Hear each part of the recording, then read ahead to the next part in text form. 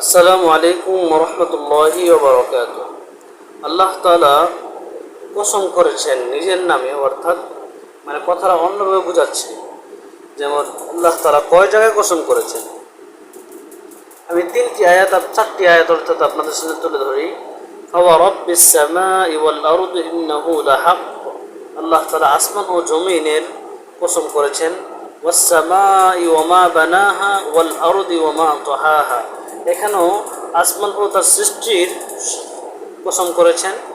এরপর ওয়াদ-দুহা ওয়াল লাইলি ইযা সাজা, অর্থাৎ পূর্বাহের শপথ, রাত্রি এবং গভীর হয় তার শপথ করেছেন। ওয়াল ফাজরি ওয়া লায়ালিন আশর, অর্থাৎ এখানে ফজরের এবং 10 রাত্রির কসম করেছেন।